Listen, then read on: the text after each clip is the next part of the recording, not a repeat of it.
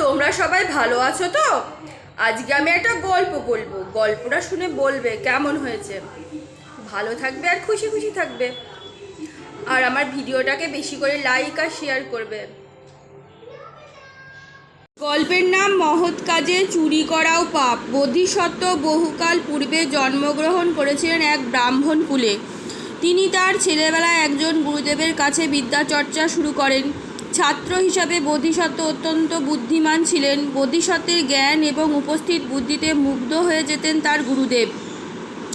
গুরুদেবের আশ্রমে বহু ছাত্রছাত্রী থাকলেও সবচেয়ে বুদ্ধিমান হওয়ার জন্য গুরুদেব সবচেয়ে প্রিয় পাত্র ছিলেন বোধিসত্ত্ব।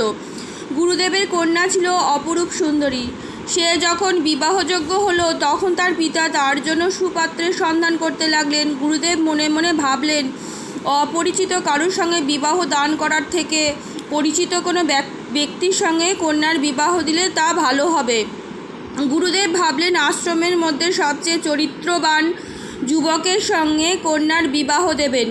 গুরুদেব একদিন আশ্রমের সকল শিষ্যদের ডাকলেন। এরপর তিনি তাদের বললেন, প্রিয় শিষ্যগণ, আমি তোমাদের এতদিন নিঃস্বার্থভাবে শিক্ষা দান করেছি, বিনিময়ে কিছুই গ্রহণ করিনি।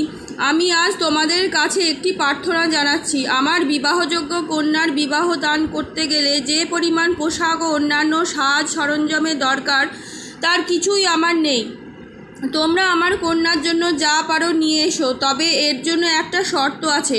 গুরুদেবের শর্তের কথা শুনে সবাই অবাক হয়ে তার দিকে তাকিয়ে রইল। সবাই ভাবতে লাগলো, কী শর্তে তাদের জন্য অপেক্ষা করছে তারা কেউ জানে না। গুরুদেব বললেন, তোমরা যা কিছুই আনো না কেন তা যেন কেউ দেখতে না পায়, কেউ যেন তা জানতে না পারে। সবার অলক্ষ্যে তা আনতে হবে। এরপর সকলে বাড়িতে চলে গেল। শিষ্যরা প্রত্যেকে পরের দিন কিছু না কিছু গুরুদেবের এনে দিল। সকলের চোখ এড়িয়ে প্রত্যেক শিষ্য গুরুকে কিছু না কিছু প্রণাম দিয়ে বোধিসত্ত্ব খালি হাতে এসে গুরুদেবের সামনে এলেন। বোধিসত্ত্বকে দেখে গুরুদেব অবাক হয়ে বললেন, কী ব্যাপার, তুমি কিছু আনোনি কেন?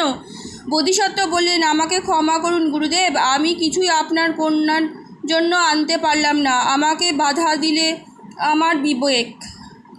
আপনি একটা কথা বলেছিলেন যে যা কিছুই আনা হোক না কেন তা আনতে হবে লুকিয়ে। যে কোনো জিনিস আনা মানে তো তার অর্থ চুরি করা।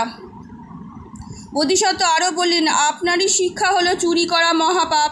সকলের চোখকে ফাঁকি দিলেও প্রত্যেকটি মানুষকেই জবাবদিহি করতে হয় বিবেকের কাছে।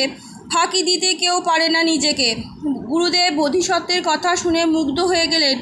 বোধিসত্ত্বকে জড়িয়ে ধরে বললেন, আমার শিক্ষা সার্থক, আমার কন্যার যোগ্য পাত্র তুমি। তোমার মতো সৎ ও চরিত্রবান পাত্র পাওয়া দুষ্কর। গুরুদেব এরপর সকল শিষ্যের উপহার তাদের ফিরিয়ে দিয়ে শ্রেষ্ঠ উপহার বোধিসত্ত্বের সঙ্গে দিলেন কন্যার বিয়ে। আজকের মতন গল্প এইটুকুনি। কেমন লাগলো জানাবে। ভালো থাকবে আর খুশি খুশি থাকবে।